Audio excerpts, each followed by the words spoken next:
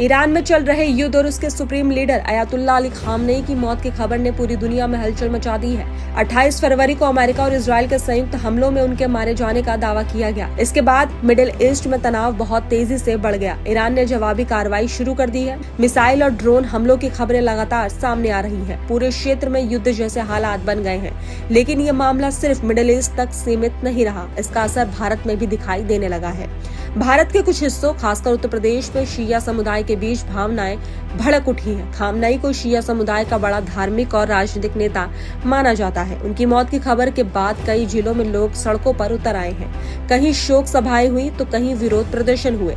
Social media पर भी भावनात्मक प्रतिक्रियाएं देखने को मिली।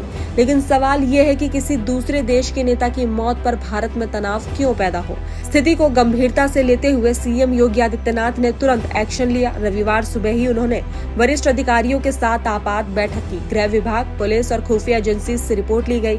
इसके बाद पूरे उत्तर प्रदेश में हाई अलर्ट जारी कर दिया गया। सभी जिलाधिकारी और पुलिस कप्तानों को साफ निर्देश दिए गए कि किसी भी हाल में कानून व्यवस्था बिगड़ने नहीं दी जाएगी। तो वहीं संवेदनशील इलाकों में पुलिस गश्त बढ़ा दी गई है। ड्रोन से निगरानी की जा रही है। सीसीटीवी कैमरास की मॉनिटरिंग तेज कर दी गई है। सोशल मीडिया पर खास नजर रखी जा रही है ताकि कोई अफवाह या भड़काऊ पोस्ट माहौल खराब न कर सके। एडीजी कानून व्यवस्था ने बताया कि शिया बहुल सड़कों और धार्मिक स्थलों पर अतिरिक्त पुलिस बल और पीएससी तैनात की गई है। रैपिड रिस्पांस टीमें तैयार रखी गई हैं ताकि किसी भी अप्रिय घटना पर तुरंत कार्रवाई हो सके। ये सतर्कता इसलिए भी जरूरी है क्योंकि त्योहारों का मौसम नजदीक है। होली, रमजान और ईद जैसे बड़े त्योहार आने वाले हैं।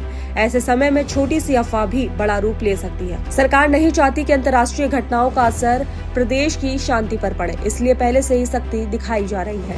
तो वहीं खबरों के मुताबिक ईरान ने खामनेई की मौत के बाद 40 दिन का राष्ट्रीय शोक घोषित किया है। ईरान ने अमेरिका और इजरायल पर हमले तेज कर दिए हैं। कई इलाकों में मिसाइलें दागी जा रही हैं। ये संघर्ष लगातार बढ़ रहा है। लेकिन ये भी सच है कि ये लड़ाई ईरान, अमेरिका और इजरायल के बीच की है। भारत इसका हिस्सा नहीं है, इसलिए यहाँ किसी तरह की हिंसा या तोड़फोड़ का कोई औचित्य नहीं बनता। तो वहीं जम्मू कश्मीर में भी प्रदर्शन हुए। श्रीनगर के लाल चौक पर लोगों ने अमेरिका और इजरायल के खिलाफ नारे लगाए। उत्तर प्रदेश की राजधानी लखनऊ में भी कुछ जगहों पर लोग इकट्ठा हुए। छोटे इमामबाड़े और हुसैनाबाद जैसे धार्मिक स्थलों पर बड़ी संख्या में लोग पहुंचे। कुछ संगठनों ने शोक की घोषणा की। अखिल भारतीय शिया पर्सनल लॉ बोर्ड ने 3 दिन का शोक मनाने की बात कही है। कई घरों पर काले झंडे लगाए गए और काले कपड़े पहनकर मजलिस की गई। कुछ धार्मिक नेताओं ने अमेरिका और इजरायल की कार्रवाई की निंदा की। लेकिन प्रशासन का साफ संदेश है कि शोक मनाना अलग बात है और कानून तोड़ना अलग। अगर कोई हिंसा या तोड़फोड़ करेगा तो सख्त कार्रवाई होगी। सरकार ने ये भी स्पष्ट कर दिया है कि प्रदेश की संपत्ति को नुकसान पहुंचाने वालों से वसूली की जाएगी। तो वहीं ये भी ध्यान रखना जरूरी है कि ईरान की राजनीति लंबे समय से विवादों में रही है। क्षेत्रीय संघर्षों में उसकी भूमिका पर कई सवाल उठते रहे हैं। मिडिल ईस्ट में अलग अलग गुटों को समर्थन देने के कारण वहां पहले से तनाव बना हुआ था। ऐसे में वहां की स्थिति का असर दुनिया के कई देशों में देखने को मिल रहा है।